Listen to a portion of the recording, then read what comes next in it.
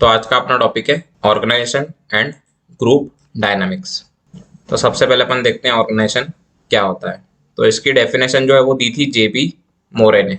तो ये क्या बोलते हैं कि organisation is a form of human association for attainment of common purpose. मतलब ऑर्गेनाइजेशन क्या है? ऑर्गेनाइजेशन जो है वो एक ह्यूमन एसोसिएशन है for attainment of common purpose या फिर कॉमन गोल। अब ये जो भी ऑर्गेनाइजेशन जो है वो लार्ज हो सकता है, स्मॉल हो सकता है, फॉर्मल इनफॉर्मल हो सकता है, रिलीजियस, इकोनॉमिकल, एजुकेशनल, सोशल और पॉलिटिकल, कुछ भी हो सकता है। ठीक है, मतलब मेनली इसकी डेफिनेशन जो है वो दी थी जेपी मोरे ने, और इन्होंने बताया था कि ऑर्गेनाइजेशन क्या है। ऑर्गेनाइजेशन एक ह्यूमन एसोसिएशन है for attainment of common purpose. इसके बाद में सेकंड चीज आती है अपनी नेचर ऑफ ऑर्गेनाइजेशन। तो नेचर ऑफ ऑर्गेनाइजेशन में मेनली आते हैं 4P, जो इसका बेस रहता है।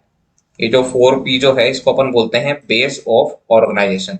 मतलब अगर आपको कोई भी ऑर्गेनाइजेशन अगर बिल्ड करना है या किसी भी ऑर्गेनाइजेशन का अगर फॉर्मेशन करना है तो आपको ये 4P के ऊपर सबसे ज्यादा ध्यान देना पड़ता है। अब ये 4P में आते हैं पर्पस, प्रोसेस, पर्सन और प्लेस। पर्पस से अपन ये समझते हैं कि जो भी ऑर्गेनाइजेशन अगर अपन फॉर्म कर रहे हैं तो उसके पीछे अपना कुछ ना कुछ पर्पस जो है वो होना चाहिए। ठीक है। सेकंड आता है अपना प्रोसेस। तो अगर कोई भी क्या बोलते हैं ऑर्गेनाइजेशन अगर है तो उसके अंदर हर एक चीज जो है वो एक सिस्टमेटिक वे में या एक प्रोसेस वे में अपने को कंडक्ट करना रहता है। उसके बाद में थर्ड आता है पर्सन, जो कि सबसे इंपॉर्टेंट चीज है, क्योंकि अपन ने सबसे पहले ही बता दिया है कि ये क्या है, एक ह्यूमन का एसोसिएशन है। तो अगर अपने को ह्यूमन का एसोसिएशन करना है तो अपने को पर्सन की रिक्वायरमेंट सबसे ज्यादा रहेगी। उसके बाद में आता है प्लेस। तो ऑर्गेनाइजेशन में जितनी भी एक्टिविटीज जो है वो अपन जहाँ पे कंडक्ट करते हैं उसको बोलते हैं अपन प्लेस। ठीक है, वो आपका इंफ्रास्ट्रक्चर भी हो सकता है या फिर कोई भी एक पर्टिकुलर प्लेस हो सकती है। ठीक है, मतलब जहाँ पे भी अपन ऑर्गेनाइजेशन की जितनी भी एक्टिविटीज हैं वो कंडक्ट करवाते हैं उसको अपन बोलते हैं प्लेस। तो ये मेनली 4P रहते हैं जिसको अपन बोलते हैं नेचर ऑफ ऑर्गेनाइजेशन। इसके बाद में आता है अपना प्रिंसिपल ऑफ ऑर्गेनाइजेशन। तो प्रिंसिपल जो है मेनली इसमें क्या है, मैनेजमेंट के अंदर आपको बहुत सारी जगह जो है वो सेम टर्म्स जो है वो देखने को मिलेगी और उसका लगभग लगभग मीनिंग्स जो है वो भी सेम रहता है।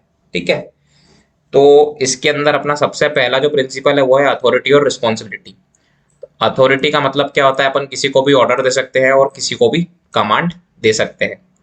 और रिस्पॉन्सिबिलिटी का मतलब क्या होता है कि means the duty which subordinate expected to perform by virtue of his position in the organisation. मतलब आपकी जो भी पोजीशन है उसके हिसाब से क्या है, आपके सबऑर्डिनेट्स जो है वो कुछ ना कुछ चीजें आपसे एक्सपेक्ट करते हैं। मतलब जैसे कोई भी फैमिली है उसके अंदर जो हेड ऑफ फैमिली रहता है उसके पास क्या है, सारी अथॉरिटीज रहती है। वो किसी को भी ऑर्डर कर सकता है, किसी को भी कमांड कर सकता है। ठीक है, पर उसके साथ साथ में क्या है, उसके पास में रिस्पॉन्सिबिलिटी भी रहती है कि जितने भी घर में जितने भी लोग हैं उसका उसको ध्यान रखना है। ठीक है, तो यही सेम कॉन्सेप्ट जो है वो यहाँ पे आता है। और अथॉरिटी और रिस्पॉन्सिबिलिटी में एक और चीज है, जैसे जैसे अथॉरिटी बढ़ती है वैसे वैसे रिस्पॉन्सिबिलिटीज जो है वो भी बढ़ेगी। ठीक है, फिर सेकंड आता है डिवीजन ऑफ लेबर।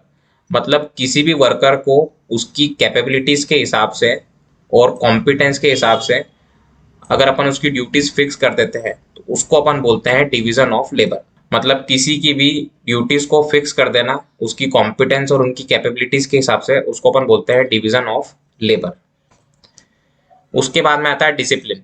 तो डिसिप्लिन जो है वो सेल्फ इम्पोज्ड भी हो सकता है और कमांड के थ्रू भी हो सकता है। सेल्फ इम्पोज्ड क्या है कि जो भी कोई भी मतलब इंडिविजुअल जो है वो जो अपने लिए जो डिसीजन बनाता है उसको बोलते हैं सेल्फ इम्पोज्ड डिसिप्लिन।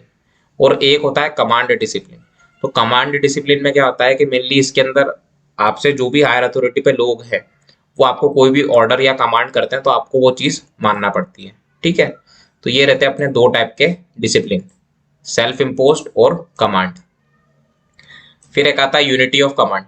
तो यूनिटी ऑफ कमांड जो है वो ऐसा रहता है कि आपको जो भी कमांड है वो किसी एक सिंगल इंडिविजुअल के थ्रू आनी चाहिए। अगर बहुत सारे लोग हैं, जैसे 4 या 5 लोग से आपको कमांड जो है वो आ रही है, तो इसके अंदर क्या है, कॉन्फ्लिक्ट हो सकता है। इसलिए अपन बोलते हैं जो भी कमांड है वो किसी भी एक इंडिविजुअल के थ्रू आनी चाहिए। उसके बाद में आता है यूनिटी ऑफ डायरेक्शन। मतलब जैसे कोई भी कंपनी रहती है उसके अंदर बहुत सारे यूनिट्स रहते हैं, बहुत सारे डिपार्टमेंट्स रहते हैं, ठीक है। तो मेनली अपना काम क्या रहता है कि अपने को एक यूनाइट वे में काम करना है, ताकि अपन जो भी ऑर्गेनाइजेशन के जो भी गोल्स है उसको इजीली अचीव कर सकें।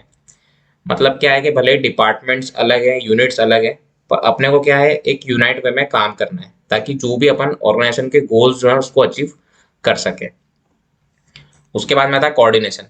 अब यहीं पे पता है कि बहुत सारे डिपार्टमेंट और यूनिट्स रहते हैं, ठीक है। तो अगर बहुत सारे यूनिट्स हैं, बहुत सारे डिपार्टमेंट है, तो सबको क्या है, कोऑर्डिनेट वे में काम करना पड़ेगा, ठीक है, ताकि कोई भी एक दूसरे के काम के बीच में ना आए और स्मूथ फंक्शनिंग जो है वो चलती रहे। उसके बाद में आते हैं अपने और सेंट्रलाइजेशन एंड डिसेंट्रलाइजेशन। तो सेंट्रलाइजेशन का मतलब क्या होता है, इसके अंदर जो भी डिसीजंस है वो कौन लेते हैं, जो हायर अथॉरिटी पे लोग हैं वो। और डिसेंट्रलाइज की अगर अपन बात करें तो इसके अंदर क्या रहता है, जो जब भी डिसीजन लेते हैं उसके अंदर अगर वर्कर का पार्टिसिपेशन अगर है, उसको अपन बोलते हैं डिसेंट्रलाइज अप्रोच। उसके बाद में आता है अपना इंटीग्रेशन एंड डिसइंटीग्रेशन। इंटीग्रेशन का मतलब क्या होता है, सबको यूनाइट करा के या सबको एसोसिएट करा के एक सिंगल यूनिट में काम कराना, इसको अपन बोलते हैं इंटीग्रेशन। और डिसइंटीग्रेशन मतलब क्या होता है, सबको अगर अपन डिफरेंट यूनिट में काम करा रहे हैं उसको अपन बोलते हैं डिसइंटीग्रेशन। तो ये अपने थे कुछ प्रिंसिपल ऑफ ऑर्गेनाइजेशन। मतलब कोई भी अगर अपने को ऑर्गेनाइजेशन रन करनी है तो अपने को ये सारे प्रिंसिपल्स जो है उनको ध्यान में रखना पड़ता है। उसके बाद में आता है स्टेप्स ऑफ ऑर्गेनाइजेशन। तो मेनली इसके अंदर सबसे पहला ये रहता है कि जो भी अपनी एक्टिविटीज है उसके ऑब्जेक्टिव क्या है ये अपने को डिटरमाइन करना है। उसके बाद में कौन कौन सी वेरियस एक्टिविटीज अपन करेंगे ये अपने को डिसाइड करना है, और उसी के हिसाब से अपन प्लान जो है वो फॉर्मुलेट करते हैं ताकि अपन गोल को इजीली अचीव कर सके, ठीक है। उसके बाद में आता है कि जो भी एक्टिविटीज रहती है उसके हिसाब से अपन ग्रुप का फॉर्मेशन जो है वो करते हैं। अब इसके बाद में क्या रहता है कि अपन ने जैसे ग्रुपिंग जो है वो कर ली, उसके बाद में जो भी उनकी वर्किंग कैपेबिलिटीज रहती है ग्रुप की, उसके हिसाब से अपने को उनको वर्क जो है वो अलॉट करना है, ठीक है। फिर आपका कोई भी एक जो ग्रुप है उसके अंदर जो भी डिफरेंट जो मेंबर्स हैं उनको अब अपने को रोल एंड रिस्पॉन्सिबिलिटीज जो है वो देनी है।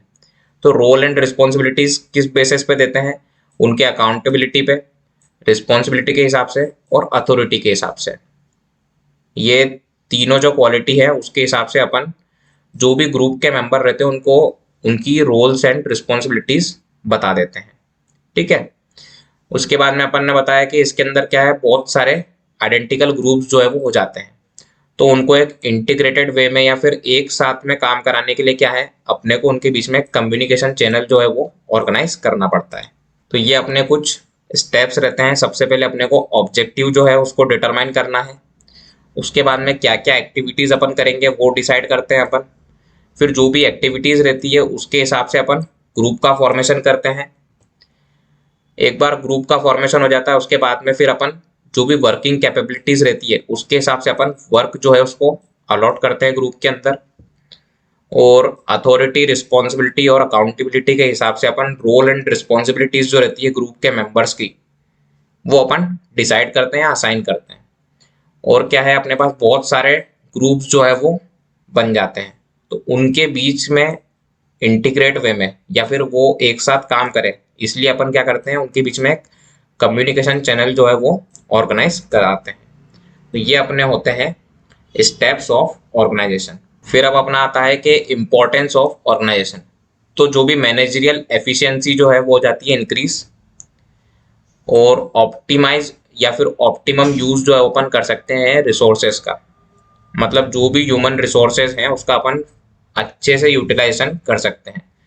बहुत सारी जो एक्टिविटीज हो रही है उसके बीच में अपन बैलेंस जो है वो इंश्योर कर सकते हैं अपन। उसके बाद में अपन जो कोऑर्डिनेशन जो है उसको फैसिलिटेट कर सकते हैं, मोटिवेट कर सकते हैं वर्कर्स को ताकि वो क्रिएटिव और इनोवेटिव आइडियाज जो है वो लेकर आए।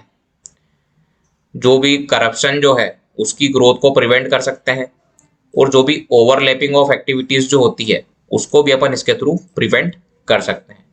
तो ये कुछ होते हैं अपने इंपॉर्टेंस ऑफ ऑर्गेनाइजेशन।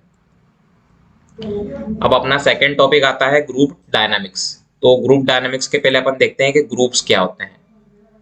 तो ग्रुप क्या होता है, तो group is a collection of 2 or more people who interact with each other, accept their rights and obligations, share common identity and work toward achievement of common goal। इसको अपन बोलते हैं group. मतलब जब भी दो या दो से ज्यादा लोग एक जगह इकट्ठा होते हैं, फिर क्या करेंगे, वो एक दूसरे से इंटरेक्ट करते हैं, एक दूसरे की राइट्स और ऑब्लिगेशंस जो है उसको एक्सेप्ट करते हैं, कॉमन करते हैं, मतलब शेयर करते हैं कॉमन आइडेंटिटी, और वर्क करते हैं toward achievement of common goal. इसको अपन बोलते हैं ग्रुप। फिर आता है ग्रुप डायनामिक्स। तो ग्रुप डायनामिक्स क्या है, तो ग्रुप डायनामिक्स जो है वो एक सोशल प्रोसेस है by which people interact face to face in a small group is called group dynamics. मतलब ये क्या है, ये एक सोशल प्रोसेस है जिसके अंदर क्या रहता है, लोग एक दूसरे से इंटरेक्ट करते हैं face to face in a small group.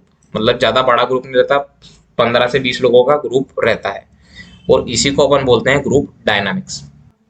अब इसकी जो है वो कुछ टेक्निक्स होती है। तो टेक्निक क्या रहती है, सबसे पहला रहता है पेसिंग। तो पेसिंग का मतलब होता है कि जो भी मतलब डिस्कशन का फ्लो है उसको मेंटेन करके रखना, और ये फ्लो को मेंटेन करके रखने की रिस्पॉन्सिबिलिटी रहती है फैसिलेटर की। और फैसिलेटर क्या रहता है, फैसिलेटर वो इंसान रहता है जो कि कोई भी टॉपिक लेके आएगा और वो टॉपिक से ग्रुप को इंट्रोड्यूस करवाता है कि आज जो है वो अपना ये टॉपिक है और आज अपने को इस टॉपिक के ऊपर बात करनी है। ठीक है, वो उस टॉपिक से इंट्रोड्यूस कराने के बाद में फिर क्या है, जैसे उसने मतलब वो टॉपिक बताया, उसके बाद में फिर क्या है, जो भी ग्रुप के लोग रहते हैं अपने अपने व्यूज और अपने अपने जो भी थॉट्स है वो क्या बोलते हैं, दूसरों के सामने रखते हैं उस पर्टिकुलर टॉपिक से रिलेटेड। तो मेनली पेसिंग में ये रहता है कि जो भी फ्लो जो है उसको अपने को मेंटेन करके रखना है, और ये रिस्पॉन्सिबिलिटी रहती है फैसिलेटर की। ठीक है, और इसका एक और ये काम रहता है कि जो भी मतलब ग्रुप डायनामिक्स है या फिर जो भी डिस्कशन है उसको एक बैलेंस और कोऑपरेटिव वे में कंडक्ट कराए। फिर सेकंड आता है लिस्टिंग। तो listing is the way of adding person name in the list of speaker by silently signalling the facilitator. ये सबसे सिंपली आपने देखा होगा क्लासेस में, जो भी स्कूल हो गया या फिर कॉलेज हो गया, उसमें जो भी क्लासेस रहती है उसके अंदर क्या रहता है, कोई भी टीचर पढ़ा रहा है, उसके बाद में वो लोग पूछते हैं कि अब कौन है आप में से जो ये जो भी मैंने समझाया है उसको खड़ा होके बताएगा। तो क्या है, कोई भी खड़ा होता नहीं है बताने के लिए। कुछ कुछ दोस्त होते हैं वो क्या करते हैं, साइलेंटली सिग्नलिंग करते हैं टीचर को कि मैडम इससे पूछो। फिर क्या है, मैडम उसको खड़ा कर देती है। तो बहुत सारी बार ऐसा होता है कि उसको पता रहता है तो वो बता देगा, नहीं पता रहेगा तो नहीं बताएगा। तो ऐसे ही जब ग्रुप डायनामिक जब होता है प्रोसेस, उसके अंदर अगर अपने को किसी भी पर्सन का नाम ऐड करवाना है स्पीकर की लिस्ट में, तो अपन क्या करते हैं, साइलेंटली सिग्नलिंग करते हैं फैसिलिटेटर को कि भैया इसका नाम लिख दो आप स्पीकर की लिस्ट में। तो लिस्टिंग में बस ये रहता है कि किसी भी इंडिविजुअल का नाम अपने को ऐड कराना है by silently signalling the facilitator. फिर आता है इक्वल पार्टिसिपेशन। मतलब जितने भी मेंबर्स हैं उनको क्या है, इक्वल पार्टिसिपेशन का टाइम मिलना चाहिए, ताकि वो जो भी उनके थॉट्स है, जो भी उनकी फीलिंग्स है, उनको दूसरों तक बता सके या एक्सप्रेस कर सके अपने आप को। फिर टेकिंग अ ब्रेक। मतलब जैसे ही 20 से 30 मिनट का क्या बोलते हैं आपका ग्रुप डिस्कशन का सेशन, मतलब एक सेशन होता है, उसके बाद में 5 से 10 मिनट का ब्रेक जो है वो होना चाहिए। तो ये कुछ टेक्निक्स रहती है। सबसे पहले आता है पेसिंग, सेकंड आता है लिस्टिंग, थर्ड आता है अपना इक्वलाइजिंग, फोर्थ आता है टेकिंग अ ब्रेक। फिर आता है अपना इंपॉर्टेंस ऑफ ग्रुप डायनामिक। तो इसका सबसे फर्स्ट रहता है कि कम्युनिकेशन स्किल्स जो है वो हो जाती है इम्प्रूव, एक लीडरशिप क्वालिटी जो है वो डेवलप होती है। क्रिएट एबिलिटी टू ऑर्गेनाइज, मतलब एक एबिलिटी आ जाती है कि अपन किसी भी चीज को ऑर्गेनाइज कर सकते हैं।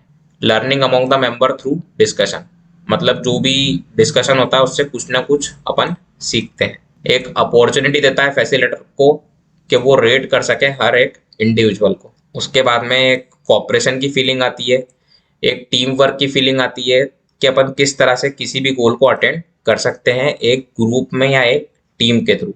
Build knowledge skill value among its member, मतलब एक तो नॉलेज आ जाता है, स्किल्स जो है वो भी डेवलप होती है, और अपने जो भी ग्रुप के मेंबर्स रहते हैं ना उनको अपन वैल्यू देने लग जाते हैं।